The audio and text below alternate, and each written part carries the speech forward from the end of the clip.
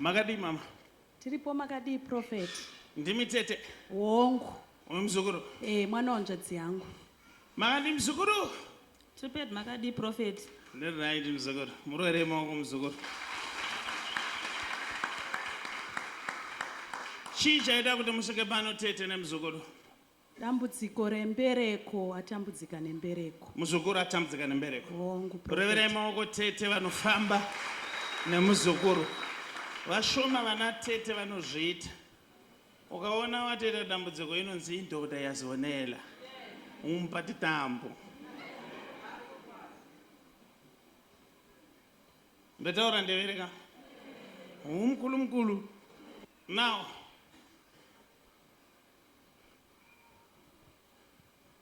iwe pane hope dzaunorota ndedze? Munhu waMwari ndinorota ndichinzi ndanokumbira regerero kumunhu wawakatadzira.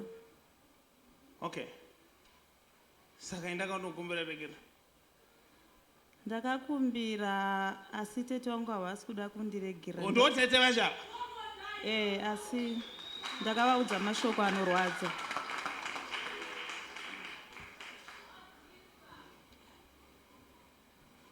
Tete muzukuru akakuudza mashoko ekuti?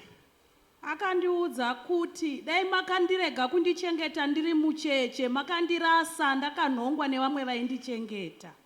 Because vabereki vake vakafa. Wongu. Ne-accident. Wongu. Imi ndobva mamuchengeta. Wongu. Indobva ati dai makandisiya. Wongu prophet. Mashoko anorwadza.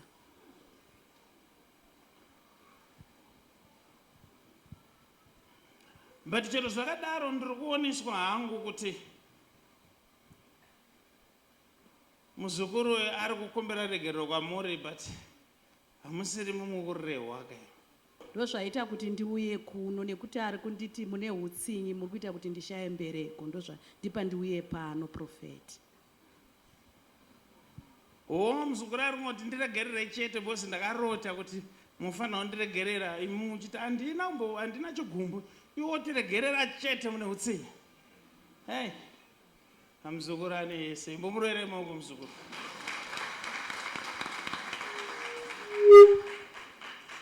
Now, imimi muzukuru wenyu munomuda mama. So chekutanga ndechekuti ndoda kukuchenesai pamberi pechechi, ina handiwanzochenesa vanhu. Imimi hamuroye zvamuchose. Notenda prophet. And hamuna godo nemwana wehanzvadzi yenyu.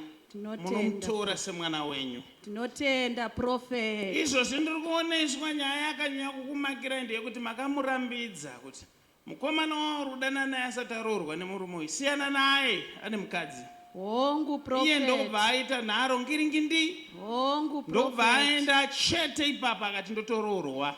Wongu. Zvino dambudziko riri kunetsa nderekuti iko zvino chiri kuita kuti ashaye mwana inyaya yekuti paakaroorwa nemurume uyu akanobvisa mumwe mukadzi.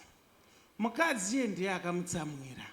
Saka hope dzaari kurota ari kunzi enda unokumbira regerero munhu wawakatadzira, kureva kuti mukadzi wawakatorera murume kwete tete. Tinotenda prophet. Tinotenda.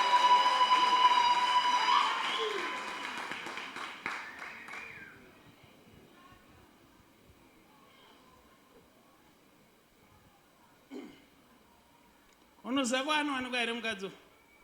Ndinokuziva. Ukaenda ukanomukumbira regerero zvimwe ungaite mwana. Zvinochiona pane nyaya yerestitution ka.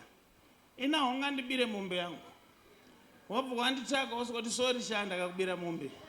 Wabva wadzokera utore nemombe yo uchinoremisa futi. Saka kuti mugone kuita mbereko paupenyu, endai munodzorera murume womunhu musara musina murume.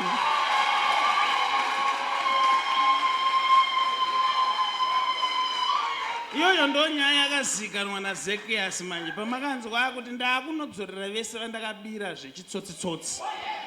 Saka hope dzako dziri kutaura chokwadi mwanangu, enda unogadzirisana nemuridzi wemurume. Vati kugadzirisana kwacho kusiyana neuyo aripo.